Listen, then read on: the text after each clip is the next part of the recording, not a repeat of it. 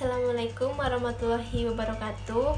Perkenalkan, nama saya Fedila Desi Ayu Safitri, NIM 22610053 dari 6B Manajemen. Di sini saya akan menyampaikan video tentang materi apa saja yang menurut saya penting untuk dipelajari dalam manajemen ekspor dan impor. Menurut saya yang penting ada 3, yaitu yang pertama prosedur ekspor dan impor, yang kedua yaitu kepabeanan, yang ketiga ada dokumen impor. Pertama-tama saya akan menjelaskan dasar-dasar tentang materi terlebih dahulu, yaitu pengertian dari ekspor dan impor. Pertama, ekspor. Ekspor adalah kegiatan mengeluarkan barang dari dalam negeri ke luar negeri sesuai dengan peraturan perundang-undangan yang berlaku, dengan tujuan untuk menjual atau mendistribusikan barang tersebut ke negara lain. Selanjutnya, impor. Impor adalah kegiatan memasukkan barang dari luar negeri ke dalam negeri, baik untuk diperdagangkan, digunakan sendiri maupun untuk bahan baku produksi. Kegiatan ekspor dan impor dilakukan untuk memenuhi kebutuhan yang tidak bisa diproduksi sendiri dan untuk memasarkan produk ke luar negeri, dan karena harga barang di luar negeri lebih murah. Prosedur ekspor dan impor. Prosedur ekspor dan impor adalah serangkaian tahapan atau langkah-langkah administratif, teknis, dan legal yang harus dilakukan oleh negeri pelaku usaha dalam rangka mengirim, ekspor, atau mendatangkan impor barang dari atau keluar sesuai dengan ketentuan hukum atau peraturan yang berlaku. Tahapan dalam prosedur ekspor yang pertama yaitu ada persiapan barang.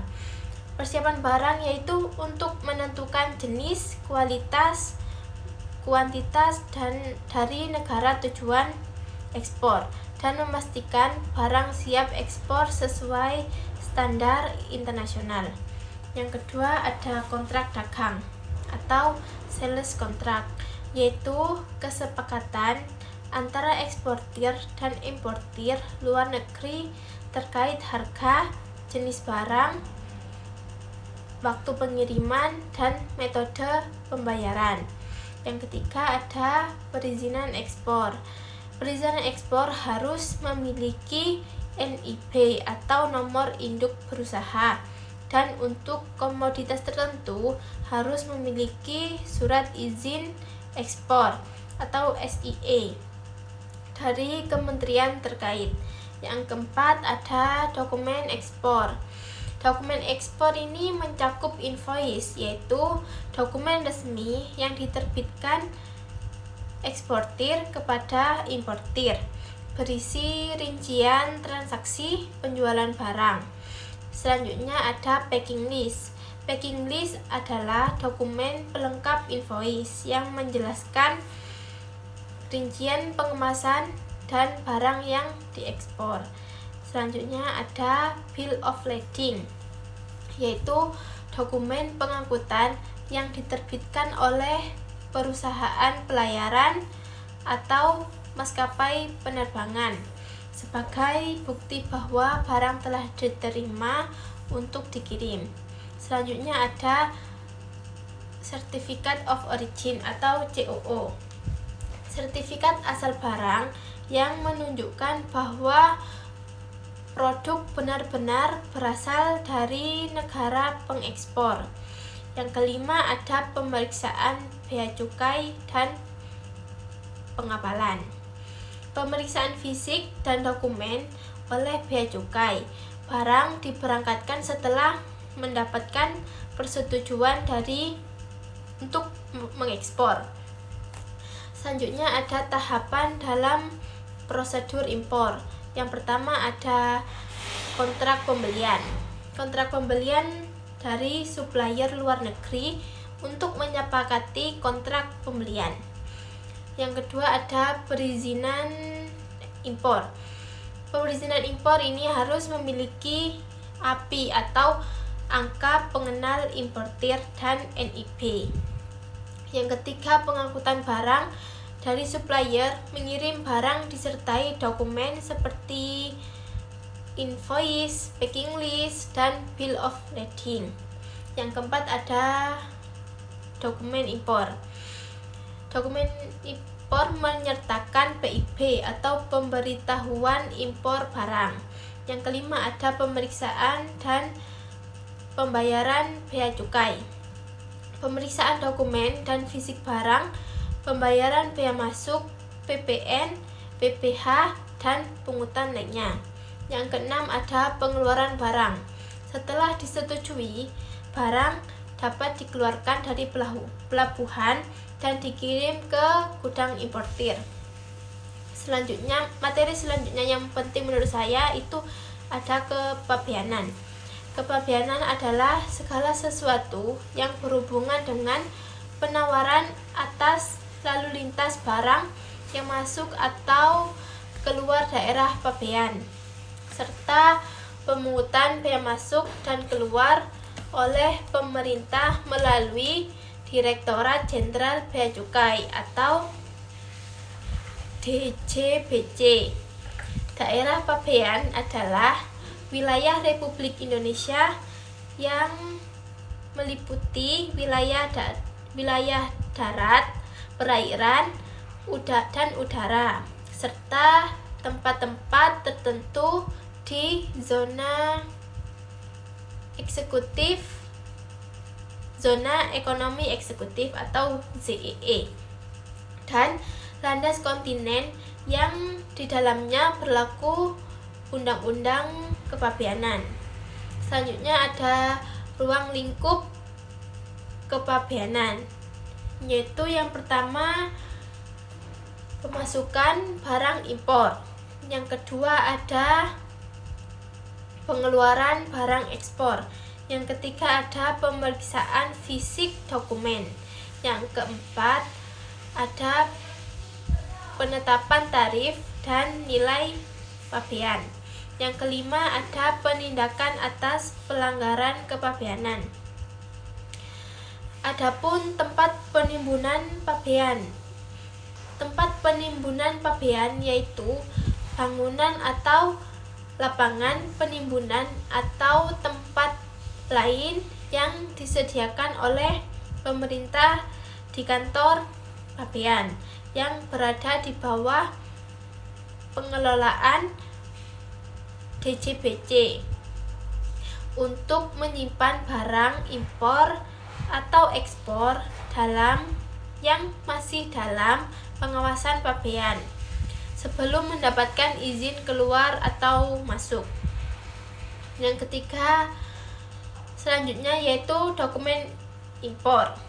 Dokumen impor adalah kumpulan dokumen resmi yang harus disiapkan dan diserahkan oleh importir untuk memproses pemasukan barang dari luar negeri ke dalam negeri, terutama untuk keperluan kepabeanan, pembayaran bea masuk, dan pengeluaran barang dari pelabuhan atau bandara.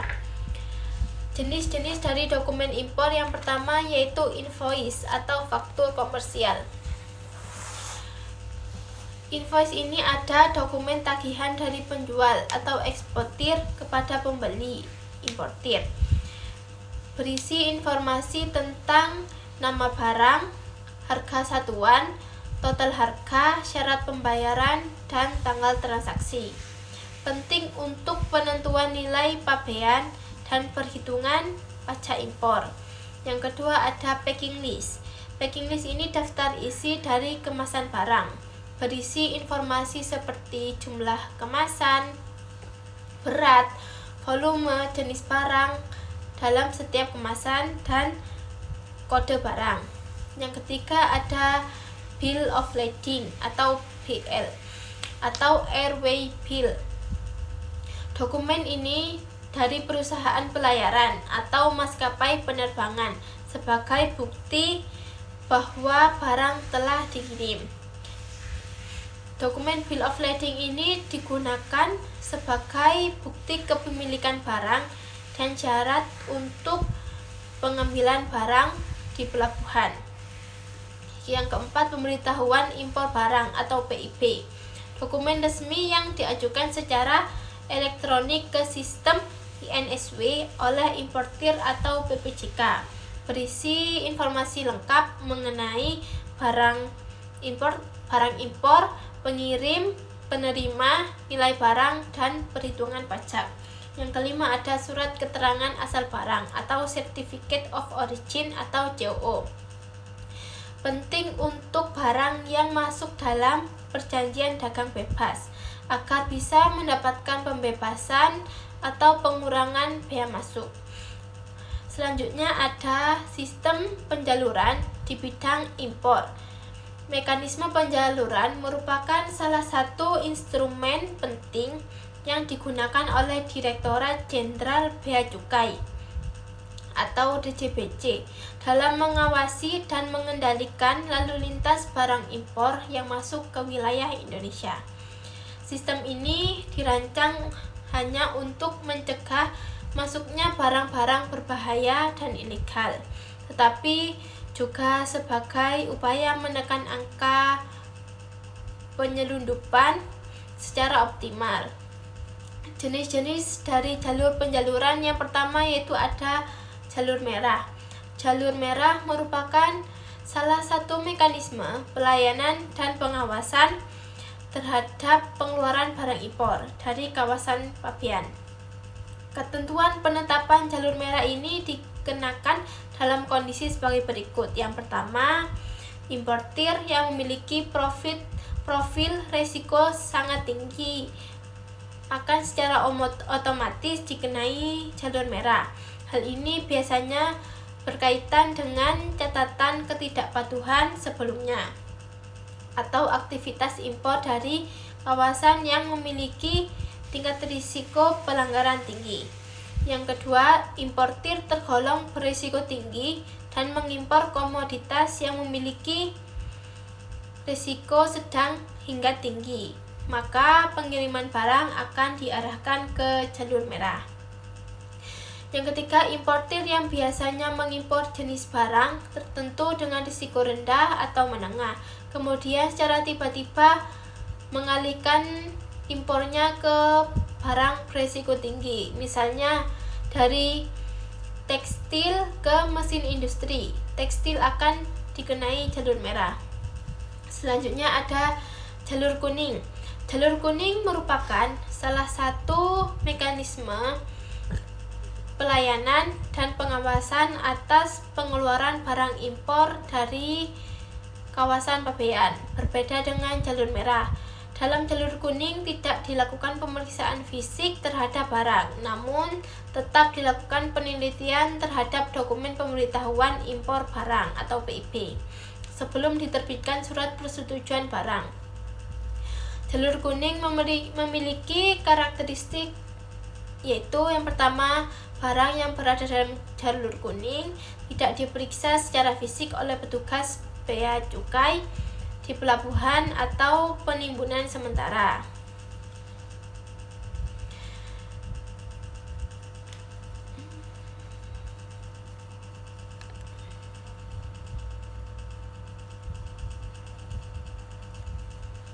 Selanjutnya ada jalur hijau.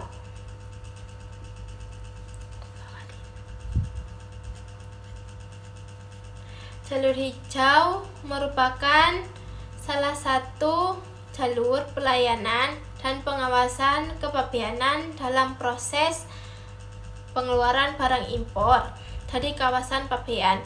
Pada jalur ini tidak dilakukan pemeriksaan fisik barang dan penelitian terhadap dokumen. Dilakukan setelah diterbitkannya surat persetujuan pengeluaran barang. Dengan kata lain, barang dapat langsung dikeluarkan dari kawasan pabean. Sedangkan verifikasi administrasi tetap dilanjutkan secara post-audit.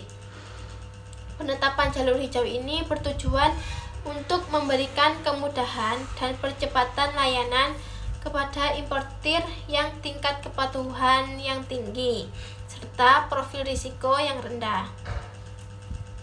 Selanjutnya ada jalur mita. Jalur mita adalah salah satu mekanisme pelayanan dan pengawasan pengeluaran barang impor yang diberikan kepada importir yang memiliki tingkat kepatuhan tinggi serta telah memenuhi persyaratan administratif keuangan sebagaimana diatur dalam ketentuan perundang-undangan kepabeanan. Sekian presentasi video dari saya. Jika ada salah kata atau penjelasan yang kurang, mohon dimaafkan. Wassalamualaikum warahmatullahi wabarakatuh.